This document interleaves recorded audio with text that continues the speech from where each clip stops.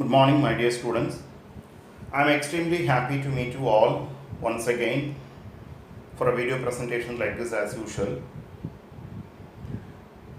In the previous video meant for class 10 of CBSE, we were discussing about zeros of quadratic polynomial and its geometrical representation, etc. Now we'll think about the relationship between zeros and the coefficients of such a quadratic polynomial. We'll just go with some examples. Okay, just listen carefully. Find the zeros of x square minus 12x plus 20. Actually, you just recall, if you are given a polynomial p of x, if for a value of k, if p of k is 0, I mean to say k is a 0 of the polynomial. If k is a real number, it is called a real 0. If k is a complex number, not a real number, unreal number, imaginary number, in such cases I'll say it is a complex 0. Okay, it is not there in your syllabus, but it's better to know the other possibility also. It is not there in 10th standard syllabus thinking of complex zeros, but you should know the other possibility also, so that you will not get confused if such a problem is there in your examination paper. Okay, just listen carefully. I'll try to equate it to 0. I'll try to split the middle term.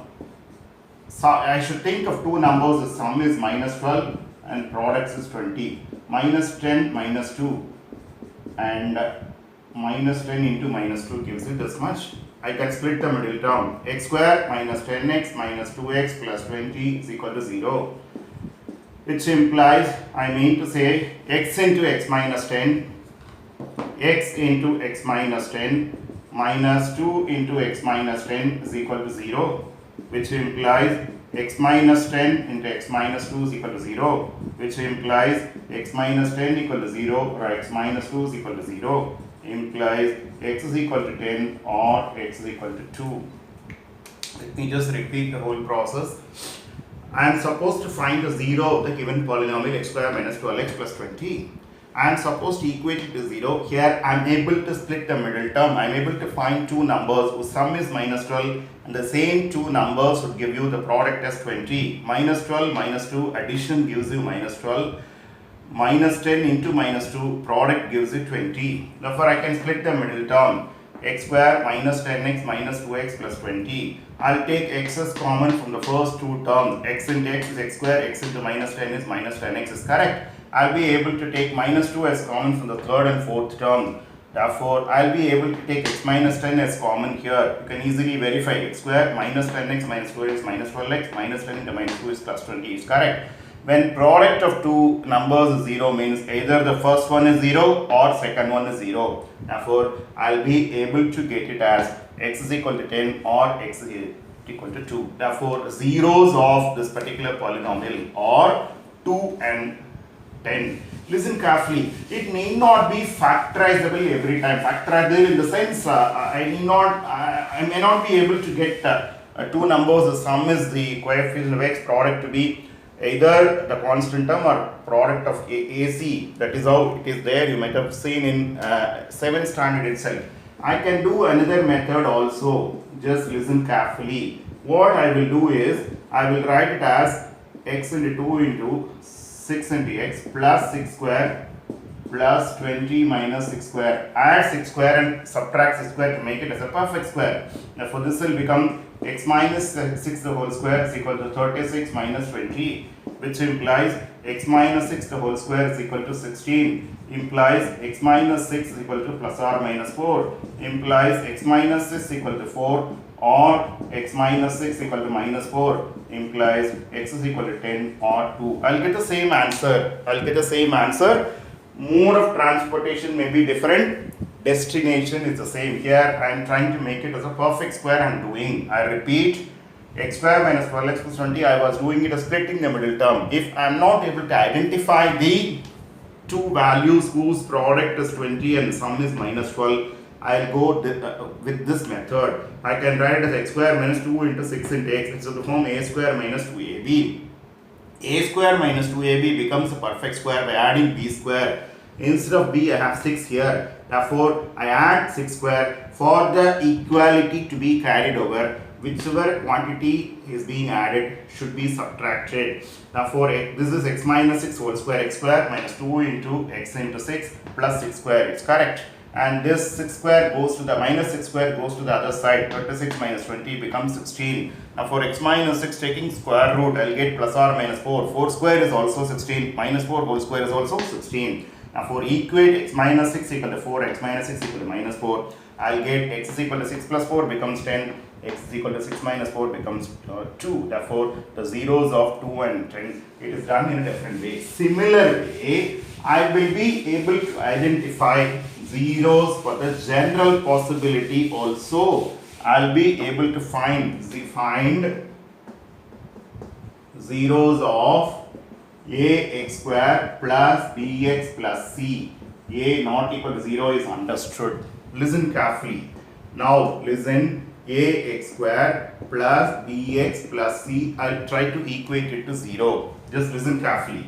I will take a as common. X square plus b by ax plus c by a is equal to 0. Implies x square plus 2 into b by 2a into x plus b square by 4a square plus c by a minus b square by 4a square is equal to 0 by a is equal to 0. I am taking that a to the other side. I am trying to make it as a perfect square. Now for this will become x plus b by 2a the whole square is equal to, this will become b square by 4a square minus c by a. LCM here is 4a square, b square minus 4ac, which will imply you x plus b by 2a is equal to plus or minus root b square minus 4ac whole divided by 2a, which implies x is equal to minus b by 2a plus or minus root b square minus 4ac whole by 2a is equal to minus b plus root of b square plus or minus root of b square minus 4ac whole by 2a. Let me just repeat once again. Ax square plus bx plus c is equal to 0 is the given one for which I am given expression. I am trying to equate it to 0. What are all the values of x for which it becomes 0 will be the corresponding zeros of the polynomial. I take a as common. Therefore, here I will write b by 2a as 2 into b by 2a. This is the form a square plus 2ab. Instead of a, I have x. Instead of b, I have b by 2a. Therefore, add b square by 4a square and subtract b square by 4a square. This a is brought down. Since it is non-zero, 0 by a becomes 0. Therefore, this is a perfect square now. X plus b by 2a the whole square. Okay. X square plus 2 into b by 2a into x, b square by 4a square. I am taking this to the other side. B square by 4a square minus c by a. LCM is 4a square. B square minus 4ac by 4a square. Now for x plus b by 2a is equal to plus or minus root b square minus 4ac by 2a. Take except x, take the rest to the other side. Now for minus b plus or minus root b square minus 4ac by 2a. Okay. Now for I get two zeros. I'll rub this off and write the remaining part. Okay. Therefore, I name them as two separate variables. Therefore, zeros of ax square plus bx plus c or alpha is equal to minus b plus root of b square minus 4ac by 2a. Beta is equal to minus b minus root of b square minus 4ac by 2a. Okay, I repeat, I call one of them as alpha, minus b plus root of b square minus 4ac by 2a. Beta is minus b minus root of b square minus 4ac by 2a. Those are the two zeros of the given general polynomial ax square plus bx plus c. I think it is clear. I am able to get two values, minus b plus root of b square minus 4ac by 2a. I am able to take beta as minus b minus root of b square minus 4ac by 2a. Okay, and I'll be able to now get the relationship between the zeros. I'll get the relation between the zeros and the coefficients. Okay, let me try to find alpha plus beta. What do I get? Minus b plus root of b square minus 4ac minus b minus root of b square minus 4ac whole by 2a. You have a common denominator. Now for this will get cancelled. Here I'll end up with minus 2b by 2a, which is minus b by a. Therefore, sum of zeros is equal to alpha plus beta is equal to minus b by a minus coefficient of x divided by coefficient of x square. Okay, then alpha beta minus b plus root of b square minus 4ac by 2a into minus b minus root of b square minus 4ac by 2a. Okay, let me apply. I have to just multiply. I repeat only this part.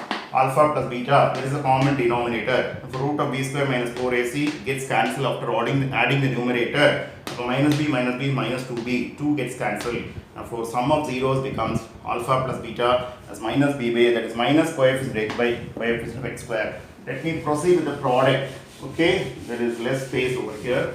Therefore, I am rubbing it off. Okay, now here you can multiply the denominator. Apply a plus b into a minus b formula in the numerator, b square minus 4ac, or root of this whole square if you want. You can write b square minus 4ac by 4a square, which is 4ac by 4a square. Therefore, this is reduced to c by a. Okay, this is reduced to c by a. Now, for product of zeros happens to be product of zeros, okay, will be is equal to alpha beta is equal to c by a, which is constant term divided by coefficient of x square. This is how we get the relationship between the zeros and the coefficient in general. Okay, I get the product over here. I rubbed it off. Sorry, numerator I am applying a plus b into a minus b formula. Now for instead of a I have minus b whole square, minus instead of b I have root of b square minus 4ac, that much whole square, by 2a into 2a is 4a square. B square minus this root goes off, b square minus b square gets cancelled, 4ac by 4a square, these two will anyway get cancelled. Now for 4ac by 4a square becomes c by a. Now for sum of the zeros will be automatically minus b by a, product of zeros will be automatically c by a, which is constant term by coefficient of x square. Just listen, I will give you one more particular result. Listen carefully. Okay, we have seen zeros of ax square plus bx plus c, or alpha is equal to minus b plus root of b square minus 4ac by 2a, and beta is equal to minus b minus root of b square minus 4ac by 2a. Okay, here I call d or delta. The symbol, triangular symbol, is pronounced as delta. Okay, d or delta is equal to b square minus 4ac, helps to discriminate the nature of zeros of ax square plus bx plus c. Therefore, it is known as discriminant of ax square plus bx plus c. Okay, if d is equal to delta strictly greater than 0, you see here minus b plus root delta by 2a will give you one value, minus b minus root delta by 2a will be one value. Both will be real numbers. Okay, zeros are real and distinct or unequal, not equal, either way you can say. If d is equal to delta is equal to 0, just listen carefully. Here you end up with 0, minus b by 2a minus b by 2a, both are equal. You will end up with simply the factorization as a into x minus alpha the whole square. For any perfect square, the zeros will be equal. Zeros are real and equal. I'll have, okay, I'll have minus b by 2a, those are the two zeros, let us say. Okay, if d greater than or equal to 0, we say zeros are real, no restriction, distinct or equal. Okay, if d less than 0, we say that we say that zeros are not real. We have already seen such cases at the time of drawing the graph, etc. in the previous video. Not real or unreal or imaginary or complex.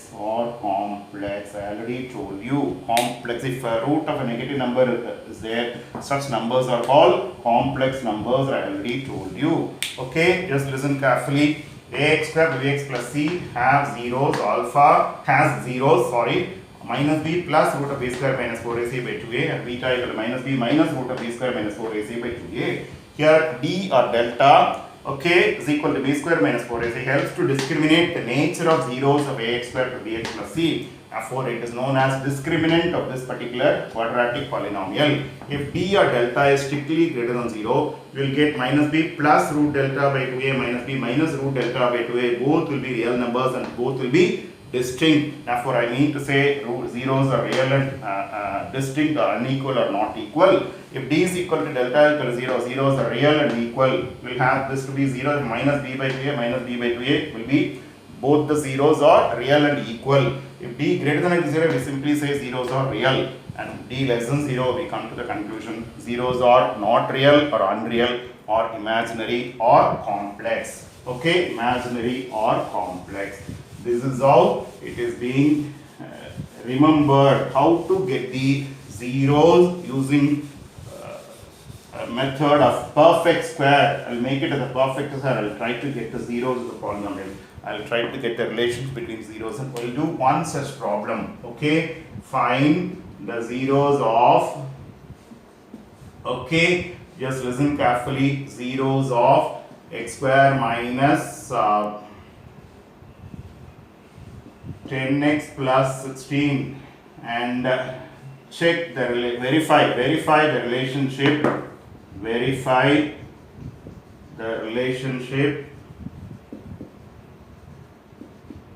between the zeros and the coefficient,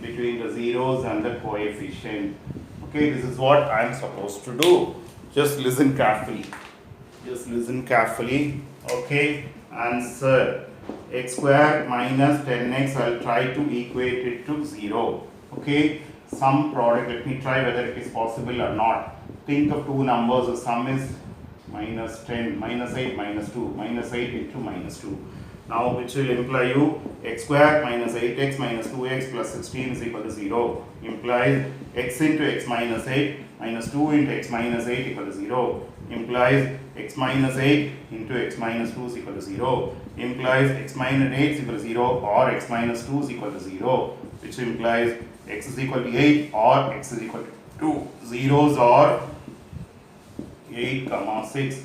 Now sum of zeros, what do I get? Which will be 10, which is minus 10 by 1, which is minus b by a. Then let me just continue here. Product of zeros is equal to 10 into 2, 6,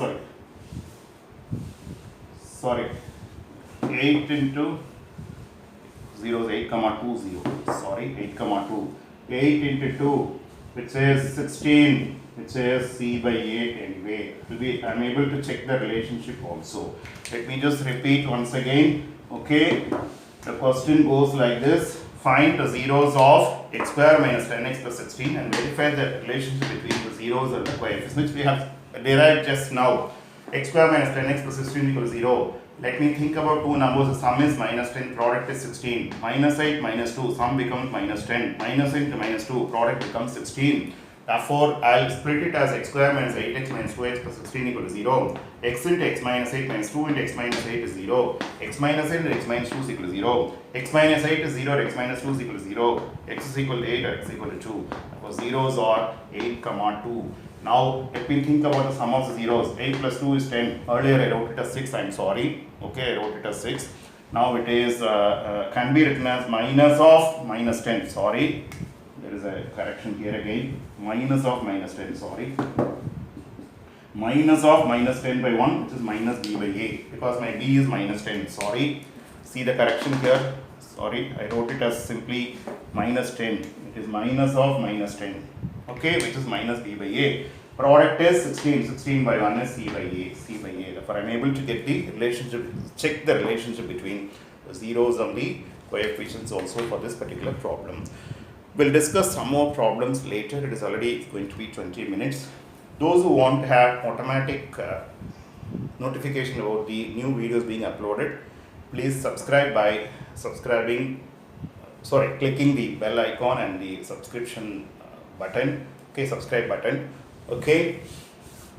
And those who feel it is really good, forward it to your friends also, advise them to subscribe and watch. Subscription has no charges. Thank you. A small correction. In one of the places where we do splitting the middle term and factorize, minus 10 minus 2 addition gives you minus 12. By mistake it was said as minus 12 minus 2 gives the addition is minus 12. Sorry, it is a mistake from my end. See the correction and then learn. Thank you.